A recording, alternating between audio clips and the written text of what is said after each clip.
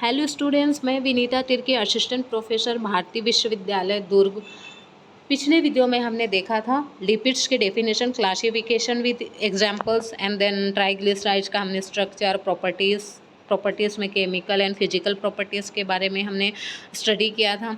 आज हम पढ़ने वाले हैं फैटी एसिड और उसके क्लासिफिकेशन भी स्पेशली दो तरीके से हम पढ़ेंगे, केमिकल नेचर पे और हम पढ़ेंगे केमिकल रिक्वायरमेंट बेस पे एंड देन न्यूट्रिशनल बेस पे भी हम पढ़ने वाले हैं। So let's start. हम लिपिड को आगे कंटिन्यू करते हैं।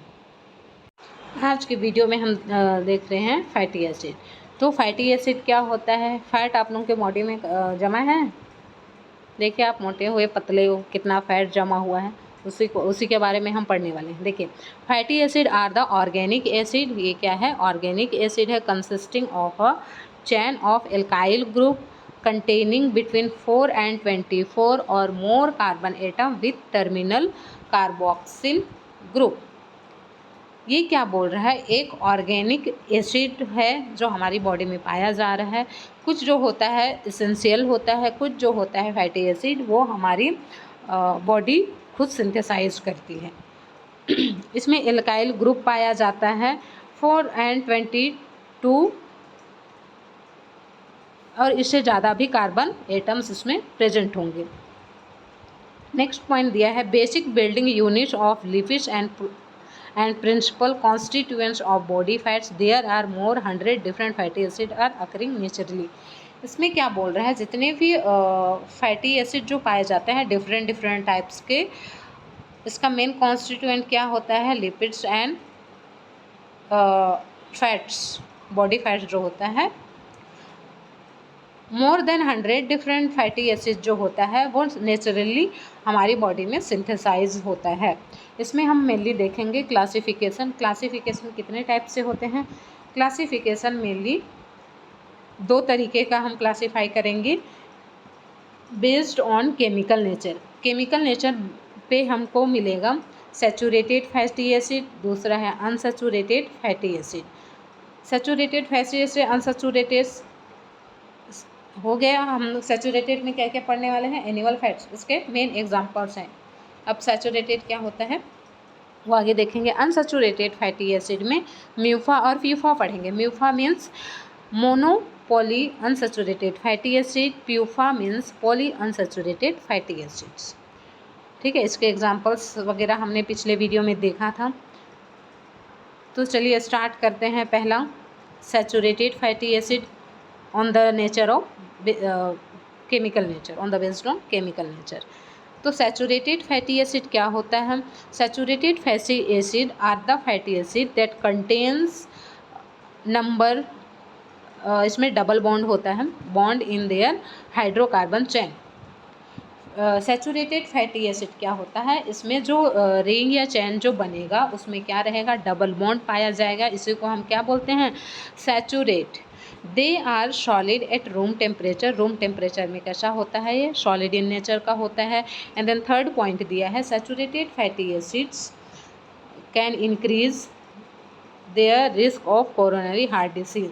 सैचुरेटेड फैटी एसिड एक तरह अगर बढ़ जाए तो एक तरह से हमको बीमारी हो सकती है। कौन सी बीमारी हो सकती है? कोरोनरी हार्ट डिसीज हमको देखने को मिलेगा। फॉर एग्जांपल में दिया हुआ है butyric acid and caproic acids, जैसे इसमें देखने को मिल रहा है। सैचुरेटेड फैटी एसिड कैसे हैं? सैचुरेटेड फैटी एसिड में डबल बॉन्ड्स नहीं पाए जाते हैं और ये स्ट्रांगली बाउंड होते हैं, जबकि अनसैचुरेटेड फैटी एसिड, आप लोग करेक्शन कर लीजिएगा, सैचुरेटेड फैटी एसिड में जो होता है डबल बॉन्ड नहीं पाया जाता है। हाँ, तो मैं क्या बोल रही थी? हाँ, सैचुरेटेड फैटी एसिड में कोई डबल बॉन्ड्स नहीं होता है, सिंगल बॉन्ड्स पाया जाता है जो ईजिली ब्रेक डाउन नहीं होता है। नीचे एग्जांपल्स में दिया हुआ है, देखिए, ब्यूटारिक एसिड और कैप्रोइक एसिड। इसमें इस तरह का कंटिन्यूसली चैन बना हुआ होता है। इसको हम बोलते हैं फैटी एसिड चेन। किस तरह का फैटी एसिड चेन है? Saturated fatty acid chain. Unsaturated fatty acid में दो डबल बॉन्ड भी पाया जा सकता है, मे बी ट्रिपल बॉन्ड भी पाया जा सकता है, डिपेंड करता है। वन और मोर बॉन्ड्स पाया जा सकता है, जिसको हम क्या बोलेंगे? Unsaturated. They are either be mono unsaturated fatty acid and poly unsaturated fatty acid. जैसे कि हमने पढ़ा प्यूफा और MUFA, poly unsaturated fatty acid and mono unsaturated fatty acid. They are liquid at room temperature. और ये कैसे रहता है? हमने देखा था कि जो सैचुरेटेड होता है वो रूम टेम्परेचर में कैसा होता है? सॉलिड होता है। और इसमें ये क्या बोला? जस्ट अपोजिट, रूम टेम्परेचर में क्या होता है? ये लिक्विड इन नेचर का होता है, ठीक है। इसमें अनसैचुरेटेड में फिर दिया है एबंडेंट इन फिश और वेजिटेबल्स में काफ़ी मात्रा में पाया जाता है, and reduce the risk of coronary heart disease.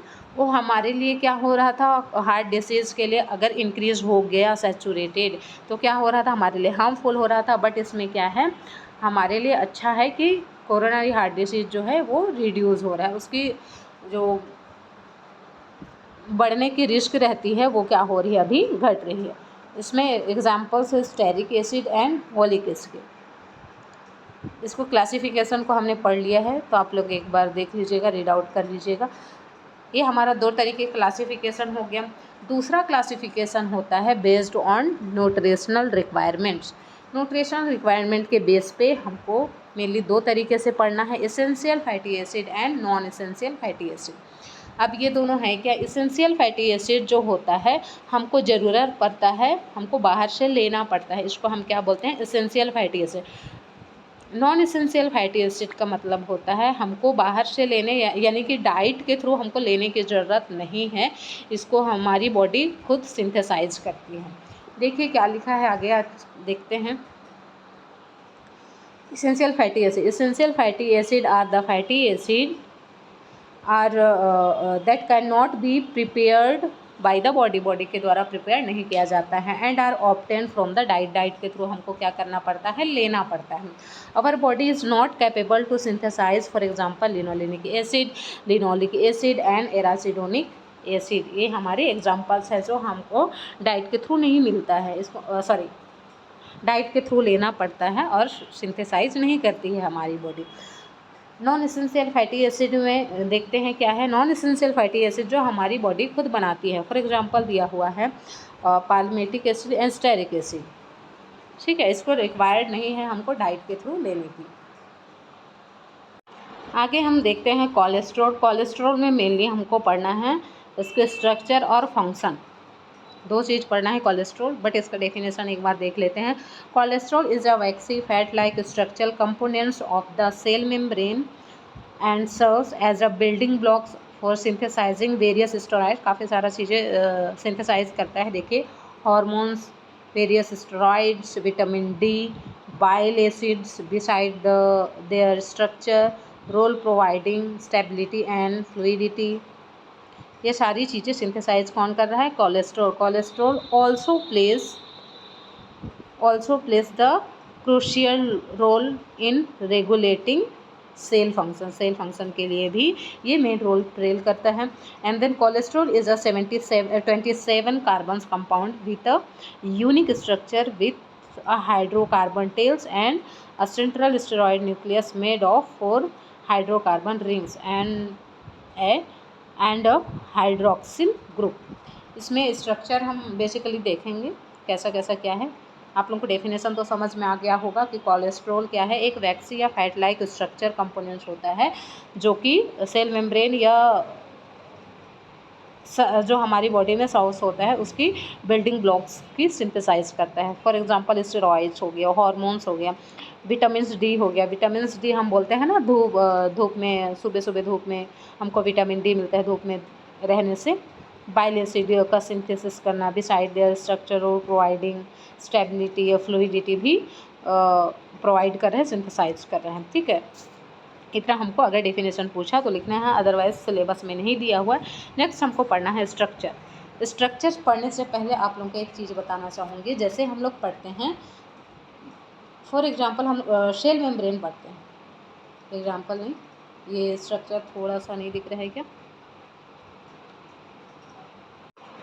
देखिए ये एक तरह का मेम्ब्रेन का स्ट्रक्चर है। सेल मेम्ब्रेन सुने हैं आप लोग, फर्स्ट ईयर में पढ़े होंगे। सेल मेम्ब्रेन में ऊपर वाले पार्ट को बोला जाता है, ऊपर वाले पार्ट को हेड बोला जाता है, एंड देन ये वाला जो पार्ट होता है इसको बोला जाता है टेल, हेड एंड टेल। इसमें देखेंगे ये जो हेड वाला पार्ट है ये किससे किससे बना हुआ होता है। हेड वाला पार्ट जो है ग्लिसरॉल और फॉस्फेट से बना हुआ होता है, और ये वाला पार्ट जो है हमारा फैट है। हेड वाला पार्ट किन से मिलकर बना होता है, ग्लिसरॉल और फॉस्फेट। सिमिलरली हमारा जो टेल वाला पार्ट होता है वो एक फैटी एसिड होता है और नॉन पोलार होता है। नॉन पोलार मतलब हाइड्रोफोबिक इन नेचर होता है, और ये क्या होता है, हाइड्रोफिलिक इन नेचर। ठीक है, ये हमारा स्ट्रक्चर है। देखिए ये वाला जितना भी पार्ट आप लोग देख रहे हैं ये हेड वाला पार्ट है, और ये वाला जो पार्ट देख रहे हैं ये हमारा टेल वाला पार्ट है। इसको क्या बोलेंगे, ये हमारा हेड वाला पार्ट है, और इसको क्या बोल रहे हैं हम, टेल, हमारा टेल वाला पार्ट है। तो टेल वाला पार्ट हाइड्रोफोबिक होता है। हाइड्रोफोबिक मतलब वाटर हेटिंग इन नेचर का होता है, ये क्या होता है, वाटर लविंग इन नेचर का होता है। ये हमारा हो गया स्ट्रक्चर। स्ट्रक्चर में कुछ पॉइंट्स दिए हुए हैं, देखते हैं। Hydroxyl groups make the head polar. हाँ, जैसे कि हमने देखना कि ये हेड पोलार होता है और एक होता है non polar. Non polar means hydrophobic in nature जो होता है। नॉन पोलार टेल उसको हम क्या बोलते हैं, हाइड्रोफोबिक बोल सकते हैं। क्यों, क्योंकि वाटर हेटिंग होता है, ये एक दूसरे को अट्रैक्ट करते हुए अपना काम करते हैं। ठीक है, अब इसका फंक्शन देखते हैं क्या है। फंक्शन में मेनली दिया है building and maintenance of cell membranes. Means ये क्या कर रहा है, सेल मेम्ब्रेन्स को बना भी रहा है और मेंटेन भी करके रख रहा है। Essential in determination of cell membrane, इसकी परमिएबिलिटी मतलब जैसे हम लोग जब पढ़ते हैं कि ये स्पेशली प्रेगनेंसी के टाइम में या कुछ इशू रहता है तो हमको देखा जाता है कि हाँ ये दवाई को नहीं लेना चाहिए, इस कंडीशन में ऐसा होता है। तो उसमें परमिएबिलिटी मेन रोल प्ले करता है। उसमें कितनी परमिएबिलिटी है, अगर नहीं है तो फिर वो क्या पता क्रॉस कर जाए, जहाँ हमको नहीं जाना चाहिए वहाँ जा रहा है और वो गलत इफेक्ट पड़ रहा है, ऐसा इस तरीके से आप समझ सकते हैं। Essential in determination of cell membrane permeability तो किसके लिए यूज़ हो रहा है, कोलेस्ट्रॉल डिटरमाइन करने के लिए। किसको डिटरमाइन करेंगे, सेल की परमिएबिलिटी। ठीक है, सेल की परमिएबिलिटी को डिटरमाइन करने के लिए। नेक्स्ट दिया है necessary to production of sex hormones like oestrogen and androgens. इसकी प्रोडक्शन के लिए भी हमारा जो कोलेस्ट्रॉल है यूज़ होता है। Important for the production of adrenal glands release hormone like cortisol, aldosterone, corticosterones etcetera. ये सभी के लिए इम्पोर्टेंस होता है इसकी प्रोडक्शन के लिए। ठीक है, नेक्स्ट पॉइंट दिया है helpful of production of bile. Biles के प्रोडक्शन के लिए भी हेल्प होता है। और conversion of vitamin D from sunshine से हमको जो मिलता है विटामिन डी, जैसे धूप में रहने से विटामिन डी मिलता है, उसकी भी कन्वर्जन के लिए ये मददगार है। ठीक है, इसको प्रिकर्सर ऑफ विटामिन डी भी बोल सकते हैं। Cholesterol as a precursor use होता है। ठीक है, important for the metabolism of fat soluble vitamins like vitamin A, D, E, के।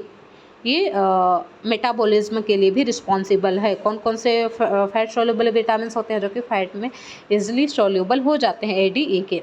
इंसुलेशन ऑफ नर्व फाइबर को इंसुलेट करने में भी ये काफ़ी हद तक मददगार है। नेक्स्ट हम पढ़ने वाले हैं लिपोप्रोटीन, जो कि नेक्स्ट वीडियो में देखेंगे, या नेक्स्ट हम इसको भी इसमें पढ़ लेते हैं। लिपोप्रोटीन्स क्या होता है, थोड़ा सा लंबा वीडियो में भी बनने के चांसेस दिख रहे हैं। देखते हैं लिपोप्रोटीन्स क्या होता है। लिपो मतलब लिपिड होंगे, प्रोटीन्स मतलब जो अमीनो एसिड से मिलकर बना हुआ होता है। तो इसमें लिपिड और प्रोटीन दोनों ग्रुप्स होंगे। Lipoprotein are particles made of protein and fat या लिपिड्स। जैसे कि मैंने बताया इसमें दो मेन पार्टिकल्स या मॉलिक्यूल्स होंगे, फैट या लिपिड्स या तो फिर प्रोटीन्स, दो मॉलिक्यूल्स हो गए। Outer surface of lipoproteins contain, इसमें आउटर सरफेस में क्या क्या पाया जा रहा है हमारे लिपोप्रोटीन्स में, एक कोर है और एक है एपोलिपोप्रोटीन, एक कोर है और एक एपोलिपोप्रोटीन। हमारा जो आउटर लिपोप्रोटीन जो है वो एपोलिपोप्रोटीन, फॉस्फोलिपिड्स भी होंगे ना, हाँ फॉस्फोलिपिड्स एंड फ्री कोलेस्ट्रॉल। और कोर जो है वो सेंटर वाला पार्ट हो गया, ये वाला पार्ट हो गया कोर, ये वाला पार्ट हो गया हमारा एपोलिपोप्रोटीन। एपोलिपोप्रोटीन हम बोल सकते हैं protein that binds with lipid. Apolipoprotein means protein that binds with lipids. Phospholipid and free cholesterol, ये हमारा आउटर वाला पार्ट हो गया। अब नेक्स्ट इसमें दिया है कोर। कोर जो सेंटर वाला पार्ट है, इसमें क्या क्या रहता है, ट्राइग्लिसराइड और कोलेस्ट्रॉल एस्टर, ठीक है, ट्राइग्लिसराइड या फिर ट्राइग्लिसरॉल, कोलेस्ट्रॉल एस्टर इसके सेंटर साइड में पाया जाता है। टाइप्स ऑफ लिपोप्रोटीन्स, क्योंकि अकॉर्डिंग टू सिलेबस दिया हुआ है इसमें लिपोप्रोटीन्स क्या है, उसके टाइप्स, कंपोजिशन एंड उसके फंक्शन। टाइप्स में हम देखते हैं lipoproteins of types of lipoproteins. Lipoproteins जो होता है वो काइलोमाइक्रोन्स, पहला है काइलोमाइक्रोन्स, दूसरा है काइलोमाइक्रोन रिमनेंट्स, जो कि काइलोमाइक्रोन के अलावा जो रिमनेंट्स होंगे उसको हम क्या बोलेंगे, काइलोमाइक्रोन रिमनेंट्स। नेक्स्ट हम पढ़ेंगे very low density lipoproteins and then intermediate lipoprotein, low density lipoprotein, high density lipoprotein, और हाँ इतना सारी चीज़ें हम लोग टोटल 6 टाइप्स ऑफ लिपोप्रोटीन्स पढ़ेंगे। तो सबसे पहले देखते हैं chylomicrons lipoprotein. Chylomicrons lipoprotein they deliver dietary triglyceride and cholesterol to the liver. Dietary के फॉर्म में हमको मिलता है cholesterol to the liver and peripheral tissue, और कहाँ डिलीवर कर रहा है, लीवर और पेरिफेरल टिश्यू में, ठीक है। नेक्स्ट दिया है काइलोमाइक्रोन रिमनेंट्स। रिमनेंट्स मतलब काइलोमाइक्रोन के अलावा जो बच गया है। अब देखते हैं आगे काइलोमाइक्रोन रिमनेंट्स में दिया है they are produce when triglycerides are removed. Triglyceride are remove from किससे, काइलोमाइक्रोन से। Thus they are rich in cholesterol ester, और इसमें कोलेस्ट्रॉल एस्टर काफ़ी मात्रा में प्रेजेंट होता है। सो उस जो कैलोग्राम होता है उसको ट्राइग्लिसराइड को क्या किया जाता है, रिमूव कर दिया जाता है काइलोमाइक्रोन से। ये हमारा दूसरा हो गया। तीसरा है very low density lipoproteins, they are made in liver. ये हमारा कहाँ बन रहा है, लीवर में, and are rich in triglyceride, और इसमें सबसे ज़्यादा ट्राइग्लिसराइड पाया जाता है। ये हमारा very low density lipoproteins. Next दिया है इंटरमीडिएट डेंसिटी लिपोप्रोटीन, इसी को बोला जाता है IDL. They are produced when triglyceride are removed from VLDL, very low density lipoprotein. Thus like the, जैसे हम लोग रिमनेंट पढ़ रहे थे उसी तरीके का भी ये क्या बोल रहा है, ट्राइग्लिसराइड्स रिमूव किया जाता है from very low density lipoprotein से।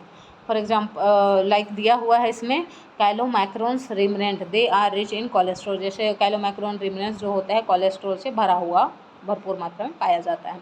Because they are formed VLDL, intermediate density lipoproteins are sometimes refer to as VLDL remnants. अच्छा, इसको इसीलिए इसमें रिमूव किया जाता है क्योंकि कभी कभी एज अ रिमनेंट यूज होता है। समटाइम्स बोला है ना, कभी कभी इसको एज अ VLDL रिफर्ड किया जाता है। नेक्स्ट दिया है low density lipoproteins, they are produce after even more triglycerides are removed. Produced after even more triglyceride are removed, इसमें भी triglyceride remove, and the very low density lipoproteins, और कहाँ से रिमूव किया जा रहा है, from the very low density lipoprotein, मतलब VLDL, एंड देयर रिमनेंट्स, और उनके remnants. Thus LDL means low density lipoprotein is very rich in cholesterol, इसमें भी काफ़ी मात्रा में कोलेस्ट्रॉल पाया जाता है, which it carries to the peripheral tissues. ठीक है, और ये पेरिफेरल टिश्यू के पेरिफेरल टिश्यू में कैरीज करता है, carries to the peripheral tissue. Next दिया है LDL is sometimes refer to as bad cholesterol, इसको कभी कभी एज अ बैड कोलेस्ट्रॉल की तरह देखा जाता है क्योंकि इसमें distribute cholesterol through out the body and vessel, और ये क्या करता है क्योंकि ये पूरी बॉडी में और वेसल्स में डिस्ट्रीब्यूट हो जाता है, सो इसीलिए बिकॉज इट इसमें दिया हुआ है ना, because it distributed cholesterol through out the body and vessels, पूरी बॉडी में और वेसल्स में भी। ठीक है, नेक्स्ट पॉइंट दिया है in the vessels the deposited cholesterol contributes an obstructive plaque formation, plaque का फॉर्मेशन हो जाता है, डिपॉजिट हो जाने से क्या होता है, प्लेक का फॉर्मेशन हो जाता है, जिससे वेसल्स में प्लेक का फॉर्मेशन हो जाएगा और ये एक बीमारी का रूप धारण कर लेता है जिसको बोलते हैं एथेरोस्क्लेरोसिस, क्या बोला जाता है, एथेरोस्क्लेरोसिस। नेक्स्ट दिया है हाई डेंसिटी लिपोप्रोटीन, थोड़ा सा लंबा वीडियो बनेगा। हाई डेंसिटी लिपोप्रोटीन्स में दिया हुआ है, high density lipoproteins is mainly secreted by the liver, ये भी कहाँ से सिक्रेट हो रहा है, लीवर और स्मॉल इंटेस्टाइन से सिक्रेट हो रहा है। The liver which secretes, liver कितना सिक्रेट कर रहा है, 70 to 80% of the total HDL in plasma in the main source of HDL in circulation. अच्छा, जो सर्कुलेशन का जो सोर्स है ना उसमें प्लाज्मा में जो HDL है वो, sorry, the liver which secrete, liver कितना सिक्रेट कर रहा है बताया मैंने, 70 to 80% ऑफ टोटल जो HDL पाया जाता है हमारा प्लाज्मा में, तो उसमें से 70 से 80% हमको कहाँ से मिल रहा है, लीवर से मिल रहे हैं। ठीक है, उसके सर्कुलेटरी सिस्टम से। एपोलिपोप्रोटीन, एपोलिपोप्रोटीन को हमने क्या बढ़ा है, प्रोटीन जो कि लिपिड से बाइंड रहता है उसको बोलते हैं एपोलिपोप्रोटीन।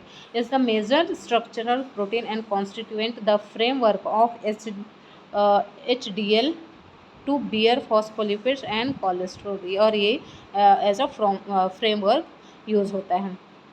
नेक्स्ट दिया है they are part of reverse cholesterol transport pathway, as a reverse cholesterol transport pathway follow करता है, carry cholesterol from the peripheral tissue to the liver, क्या बोल रहा है ये, हम लोग कैरी किए कहाँ, कोलेस्ट्रॉल को कहाँ से, peripheral tissue to the liver, where cholesterol from bile and remove through faecals, और उसको हम बाइल या फीकल के थ्रू हमको रिमूव करना है।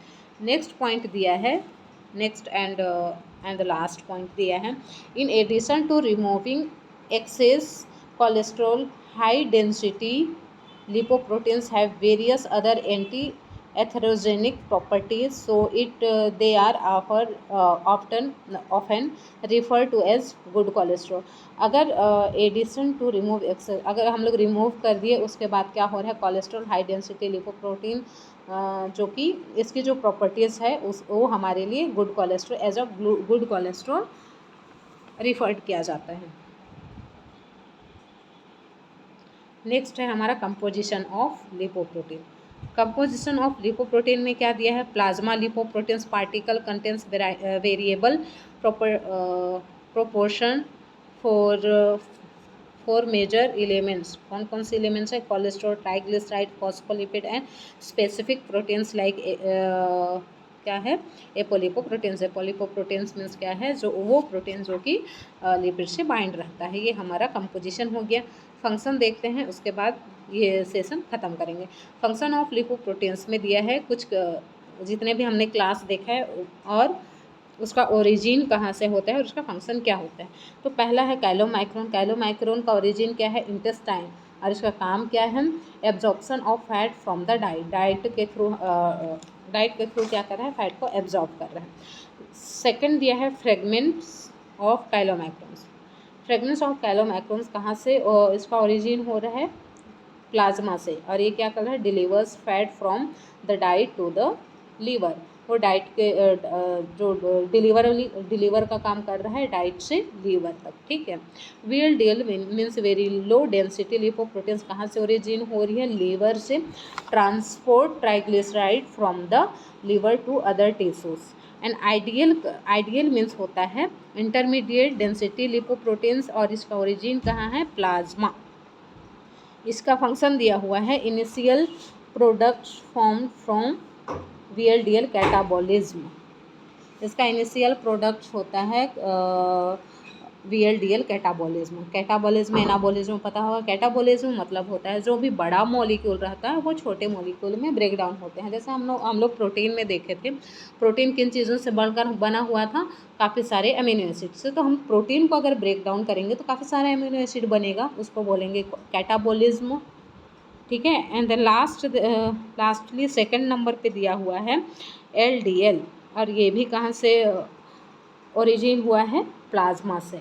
और ये क्या करता है, ट्रांसपोर्ट करने का काम करता है किसको, कोलेस्ट्रॉल एस्टर को, ठीक है। नेक्स्ट दिया है कि लास्ट है हाई डेंसिटी लिपोप्रोटीन्स। ये लीवर और स्मॉल इंटेस्टाइन में इसका ओरिजिन होता है। इसका काम क्या है, रिमूव एक्सेस कोलेस्ट्रॉल, जो काफ़ी मात्रा में कोलेस्ट्रॉल हो गया है उसको क्या करता है, रिमूव करता है from tissue and lipoproteins and remodels lipoproteins. ये क्या करता है, एक्सेस मात्रा में अगर कोलेस्ट्रॉल हो गया है तो उसको रिमूव करेगा, टिश्यू, लीवर, ये सबसे क्या करेगा, रिमूव कर। नेक्स्ट वीडियो में हम पढ़ेंगे qualitative test of lipids, and जितने भी जो थोड़ा मोड़ा बचा हुआ है वो सब हम देखेंगे, जैसे qualitative test of lipids, function of lipids, ये सब हम लोग नेक्स्ट वीडियो में पढ़ेंगे। So thank you so much.